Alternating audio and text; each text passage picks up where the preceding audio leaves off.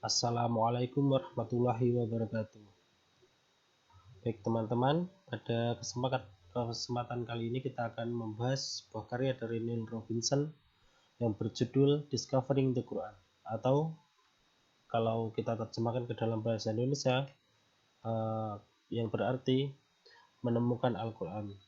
Namun sebelum kita membahas isi buku, kita terlebih dahulu mempelajari biografi dari Neil Robinson. Beliau adalah seorang profesor kelahiran Inggris. Beliau juga pernah menjabat sebagai Wakil Direktur Pusat Studi Islam dan Arab di Australia National University. Beliau juga profesor di Center of Arab and Islamic Studies. Beliau pernah sebagai tenaga pengajar Departemen Teologi dan Studi Keagamaan di The Blue Star Intercultural Center, dan juga beliau pernah sebagai tenaga pengajar di University of Leeds, dan juga beliau aktif menulis di Columbia Press. Dalam buku Neil Robinson yang berjudul Discovering the Quran dibagi menjadi 3 bagian. Yang pertama yaitu fenomenologi, yang kedua kronologi, yang ketiga morfologi, struktur, dan koherensi. Pada bagian yang pertama yaitu fenomenologi, dibahas Neil Robinson membahas Al-Quran berdasarkan pengalaman umat muslim. Yang pertama adalah mendengarkan Al-Quran. Pada bab ini, poin yang dapat saya ambil yang pertama adalah ketertarikan dari Neil Robinson terhadap ayat Al-Quran, terutama pada wahyu yang pertama kali diturunkan, yaitu Quran Surat Al-Alaq ayat 1-5. Menurut Neil Robinson, Al-Quran memiliki rima dan ritme yang indah, dan bahkan keindahannya bisa disebut Al-Quran itu adalah sebuah puisi atau kumpulan dari puisi. Contohnya pada surat Al-Alaq ayat 1-5 yaitu Bismillahirrahmanirrahim. Iqra bismi rabbikal ladzi khalaq. Khalaqal insana min 'alaq. Iqra wa rabbukal akram.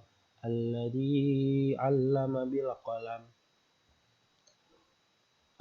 Contoh tiap akhir kalimat yang memiliki keserupaan atau kesamaan tersebut, dan juga selain memiliki rima atau kesesuaian akhir kalimat, ayat tersebut juga memiliki ritme yang hampir sama, atau meskipun panjang ayatnya tidak sama, namun memiliki ritme yang hampir sama.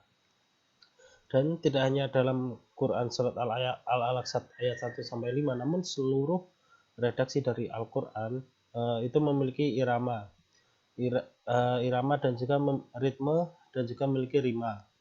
Rima dan asonansi tersebut juga menjadi dasar dari pembagian ayat-ayat Al-Quran menjadi pembagian surat-surat dalam Al-Quran.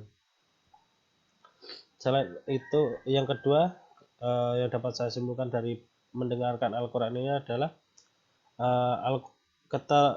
ketertarikan Neil Robinson terhadap kebiasaan umat muslim melantunkan ayat suci Al-Quran selama bulan Ramadan. Dari pengamatan Neil Robinson, umat muslim setidaknya melantunkan 1 juz setiap harinya dalam bulan suci Ramadan.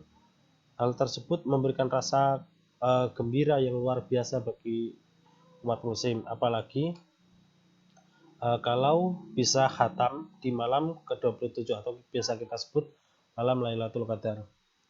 Yang selanjutnya adalah 3 model dari membaca Al-Quran.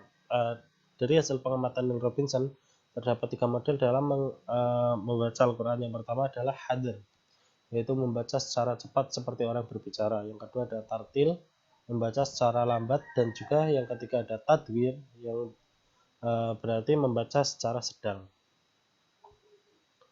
Selanjutnya ada menghafalkan Al-Quran. Menghafalkan Al-Quran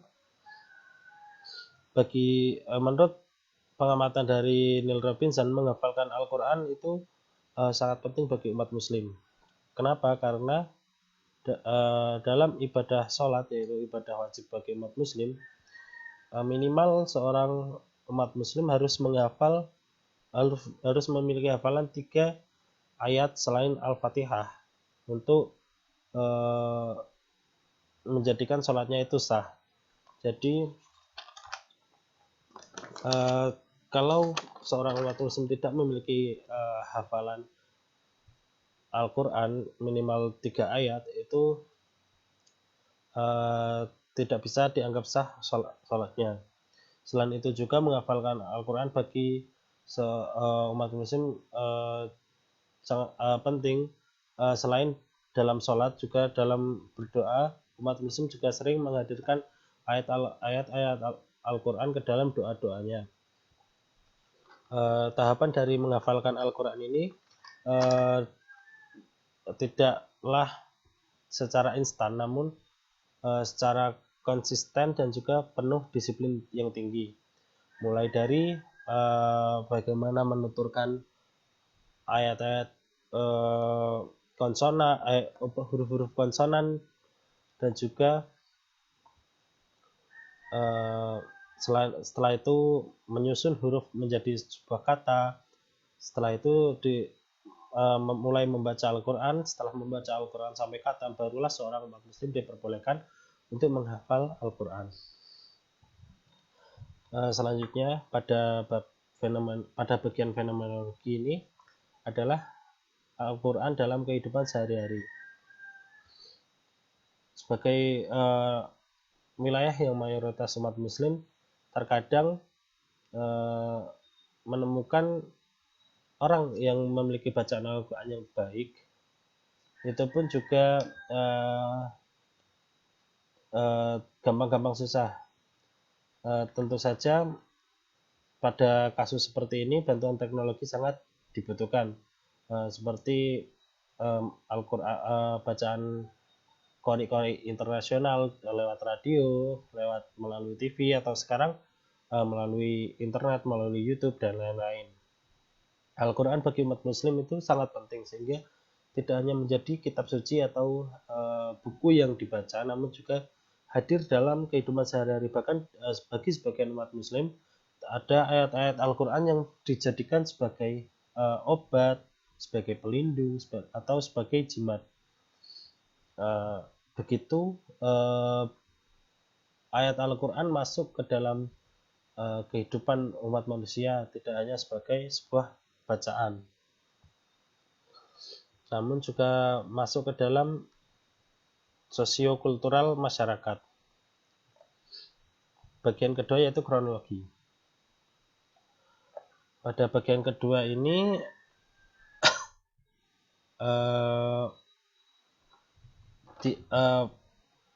Neil Robinson mengeksplor hubungan antara Al-Quran dan biografi Nabi Muhammad SAW.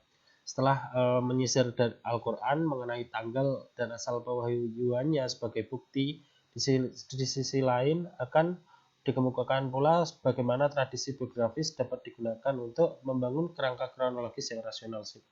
Jadi pengkaitan Al-Quran dengan biografi Nabi Muhammad ini tujuannya adalah untuk membuat Al-Quran menjadi kitab yang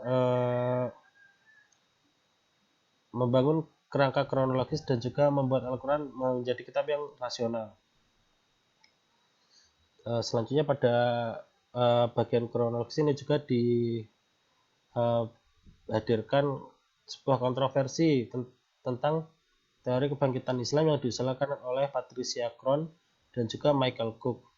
Selain itu, pada bab ini terdapat dua jenis standarisasi kronologi. Yang pertama standarisasi kronologi Al-Quran versi Mesir, dan yang kedua ada standarisasi kronologi Al-Quran versi Barat. Dalam standarisasi Al-Quran versi Mesir ini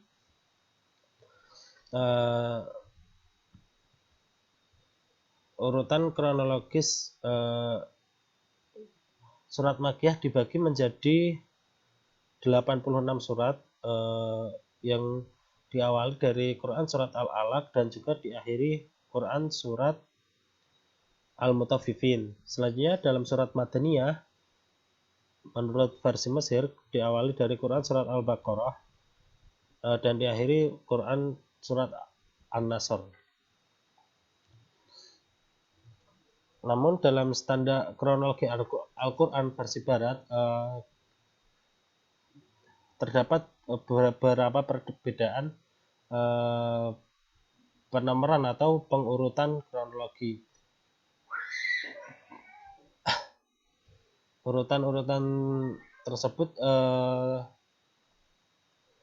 didasarkan pada pendapat dari Nolde yang menelusuri Al-Quran menggunakan metode kritis historis atau historical criticism, sehingga pada teori Barat atau menurut Barat ayat Makkiyah dibagi menjadi 3 periode, dan juga Madaniyah dibagi menjadi 6 periode. Selanjutnya adalah morfologi, struktur, dan koherensi. Dalam bab ini dibahas tentang bentuk dan susunan Al-Quran, dan juga yang kedua keterkaitan makna dan struktur surat dalam Al-Quran. Jadi makna dan struktur surat dalam Al-Quran itu memiliki keterkaitan antara satu dengan yang lainnya. Contoh, di sini ada surat Al-Asr dan juga surat Al-Humasah, itu satu sama lainnya itu memiliki keterkaitan antara makna dan juga strukturnya. Selanjutnya ada dinamika diskursus Al-Quran. Hal ini sering membingungkan para non-muslim, yaitu apakah Allah selalu menjadi implied speaker dalam kitab Al-Quran? Jika demikian, mengapa Allah menggunakan kami sebagai kata ganti pertama jamak dan aku untuk orang pertama tunggal, begitu seterusnya, selalu bergantian antara dua kata ganti tersebut? Dan mengapa pula di kesempatan lain Allah sering menyebut dirinya sebagai Dia, Allah, dan Ar-Rahman, dan sebagainya? Begitu pula halnya lawan bicara yang dimaksud merupakan individu, seperti yang ditunjukkan oleh penggunaan orang kedua kata ganti tunggal engkau. Apakah individu yang dimaksud beliau selalu Muhammad? Apakah nabi lain atau mungkin orang lain?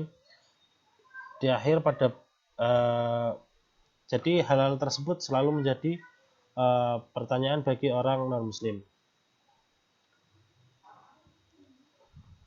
Baik, mungkin itu yang dapat saya sampaikan dari buku Discovering the Quran karya Neil Robinson. Terima kasih untuk waktu dan tempat untuk perhatiannya. Sekian, wassalamualaikum warahmatullahi wabarakatuh.